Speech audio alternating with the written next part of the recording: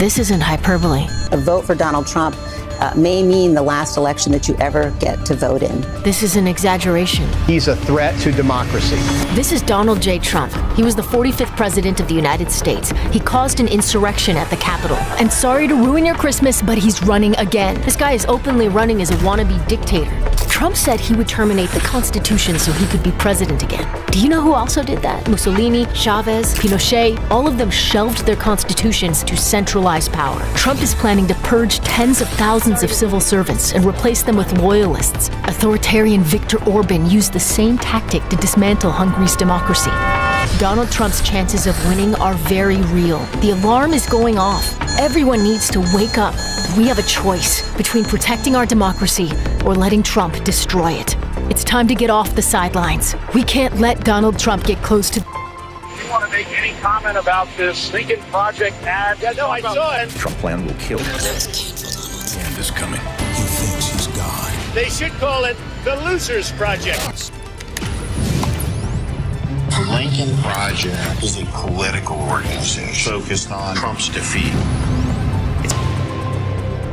This guy is weird in a bad way. If you look at Martin Luther King, when he did his speech, we actually had more people. Weird in a creepy way. You going up the escalator? I'm going to be dating her in 10 years. I've said that if Ivanka weren't my daughter, perhaps I'd be dating her. Weird in a dangerous way. In 4 years, you don't have to vote again. We'll have it fixed so good you're not going to have to vote. Just weird. Don't you find some of their... Too weird to be president. These guys are creepy and, yes, just weird as hell. I mean, look. Well, thank you very much, and a very big hello to a place where we've done very well, Sioux Falls. Thank you very much, Sioux Falls.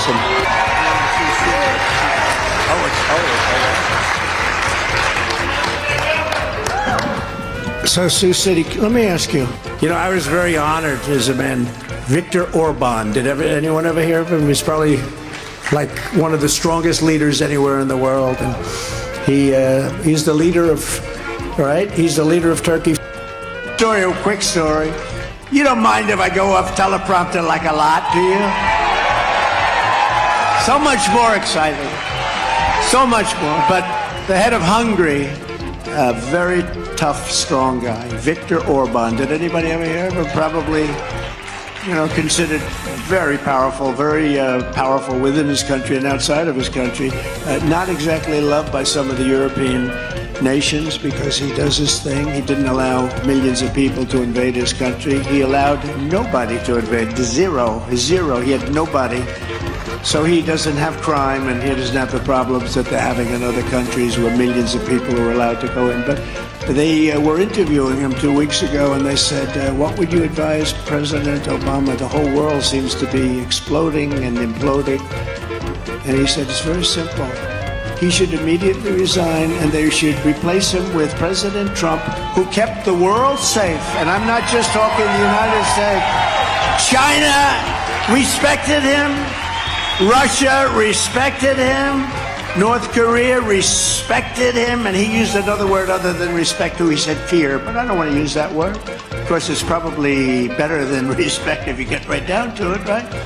But he said everybody was fine. We had none of these problems. You didn't have inflation. You didn't have these problems 3 years ago. And then you look at this. We had the greatest economy in history. Now we have a mess. You'll end up in the Great Depression. And I'll tell you the one thing I don't want to be Herbert Hoover. I always said, I don't want to be Herbert Hoover. And the way they're going with their stupid energy policies, you pay the highest in this state. You pay the highest energy costs anywhere in the United States. You know that? Beautiful young daughter. What a beautiful young daughter. And in 6 states, you're allowed to kill the baby after the baby is born. And one of those states is Minnesota, where this tampon Tim comes from. But she said one thing that got me. She said Kamala has one big advantage. She's a very beautiful woman.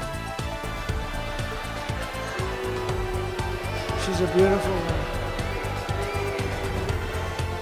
So I decided to go back and reread the clause. I'm not saying he's, but I say that I am much better looking than her. I think I'm much better.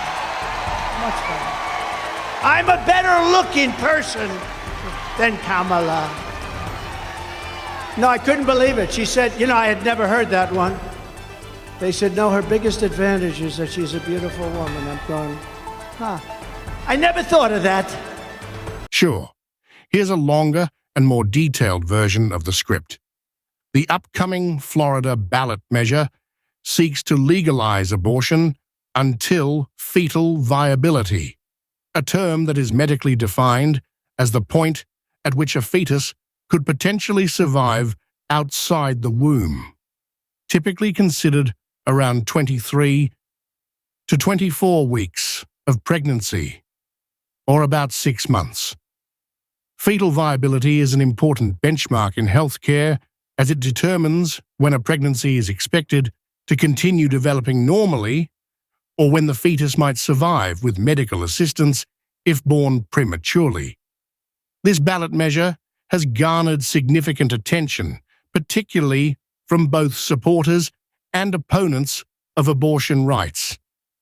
If passed, it would overturn the current restrictions in Florida, including the state's existing 6-week abortion ban.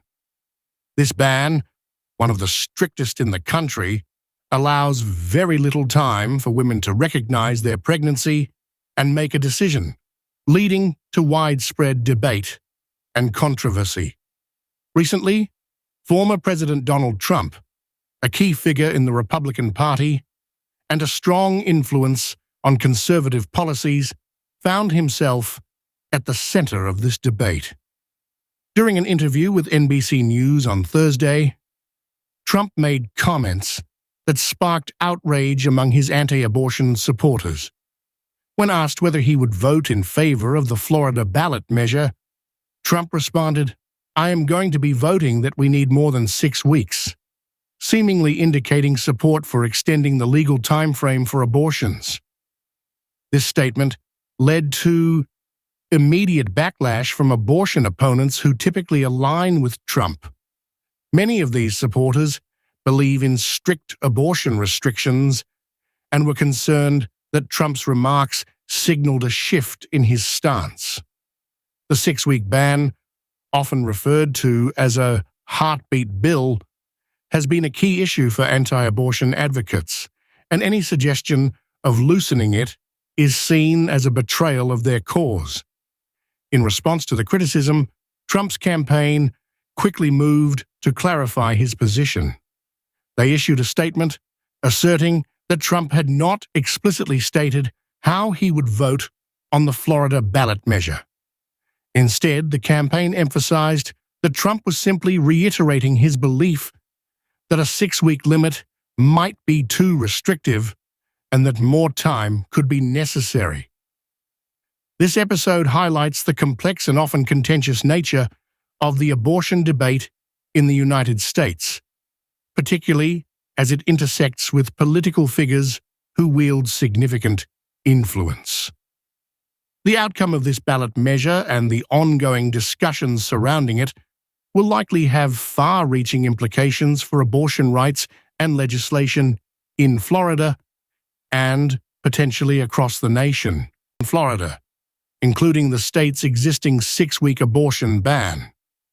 This ban, one of the strictest in the country, allows very little time for women to recognize their pregnancy and make a decision, leading to widespread debate and controversy. Recently,